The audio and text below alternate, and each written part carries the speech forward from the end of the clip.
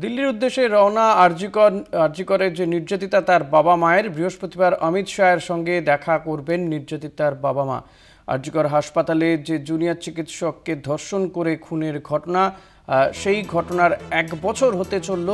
নির্যাতিতার বাবা মায়ের দাবি যে এখনও প্রকৃত দোষী যারা তারা গ্রেফতার হননি এবং সে কারণে কিন্তু তারা একাধিকবার দরবার করেছেন, তারা নবান্ন অভিযানের ডাকও দিয়েছেন। এমনকি তারা এবার কেন্দ্রীয় স্বরাষ্ট্রমন্ত্রীর সঙ্গে সাক্ষাতে যাচ্ছেন, কেন্দ্রীয় স্বরাষ্ট্রমন্ত্রীর কাছে যাচ্ছেন, দিল্লির উদ্দেশ্যে রওনা দিয়েছেন বলে জানা যাচ্ছে। বৃহস্পতিবার অমিত শাহের সঙ্গে দেখা করবেন নির্যাতিতার বাবা মা। গত বছর অগস্ট মাসেই আরজিকর হাসপাতালে ডিউটিতে থাকাকালীনই হত্যা করা হয় ওই জুনিয়র চিকিৎসককে, ধর্ষণ করে খুন করা হয়। যেই ঘটনায় ইতিমধ্যেই আমরা জানি যে ঘটনার কয়েকদিনের মধ্যে কলকাতা পুলিশ এক সিভিক ভলেন্টিয়ারকে গ্রেপ্তার করে। পরবর্তীতে দেখা যায় যে সিবিআই তদন্ত হলেও কিন্তু সেই সিভিক ভলেন্টিয়ার তাকেই কিন্তু দোষী সাব্যস্ত করা হয়। তার ইতিমধ্যে সাজাও দেওয়া হয়েছে, তাকে সাজা ঘোষণাও হয়ে গিয়েছে। তবে নির্যাতিতার বাবা মায়ের দাবি যে এখনও প্রকৃত দোষী গ্রেফতার হয়নি। জয়ন্ত মজুমদার রয়েছেন আমার সঙ্গে টেলিফোনে। জয়ন্ত, নির্যাতিতার বাবা মা তারা অমিত শাহের সাক্ষাতে যাচ্ছেন, কি দাবি নিয়ে তারা যাচ্ছেন সেখানে?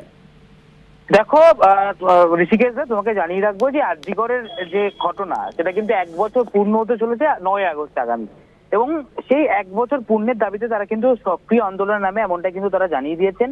এবং সেই জায়গা থেকে দাঁড়িয়ে নির্যাতিতা তরুণীর যে সঠিক বিচার প্রক্রিয়া সেটা এখনো ভাবে সুসম্পন্ন হয়নি, অর্থাৎ সঠিক বিচার পায়নি নির্যাতিতা নিহত তরুণী চিকিৎসক, এমনটাই কিন্তু মনে করছেন তরুণী চিকিৎসকের বাবা এবং মা। এই বিষয়ে তারা সিবিআই এর যে অধিকর্তা রয়েছে তার সঙ্গে আজ দিল্লিতে দেখার উদ্দেশ্যে ইতিমধ্যে কিন্তু রওনা দিয়ে দিয়েছেন। এবং তার পাশাপাশি তারা যেমনটা জানতে পারা যাচ্ছে নির্ধারিত সূচি অনুযায়ী যে আগামীকালকে কেন্দ্রীয় স্বরাষ্ট্রমন্ত্রী অমিত শাহের সঙ্গে তাদের কর্মসূচি রয়েছে দেখা করার। এখন বিষয় হচ্ছে কেন্দ্রীয় স্বরাষ্ট্রমন্ত্রী তাদের সঙ্গে দেখা করে কিনা, এটা একটা বড় প্রশ্ন। কারণ এর আগে আমরা জানি যে একাধিকবার তারা দেখা করার চেষ্টা করেছিলেন, কিন্তু সেক্ষেত্রে তাদের দেখা বা সাক্ষাৎ কোনোটাই হয়নি। সেক্ষেত্রে তারা কিন্তু পূর্ণ আশা নিয়ে যাচ্ছেন এবং তারা মনে করছেন যে আরজিকরের যে নির্যাতিতা তরুণী তার সঠিক যে বিচার প্রক্রিয়া এখনো সুসম্পন্ন হয়নি।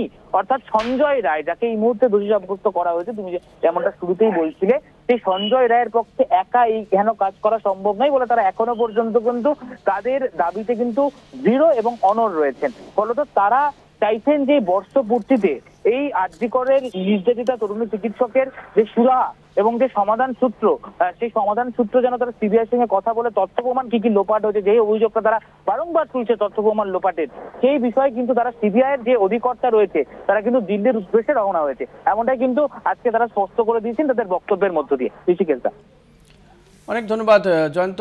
কথা বলছিলাম আমাদের প্রতিনিধি জয়ন্ত মজুমদারের সঙ্গে।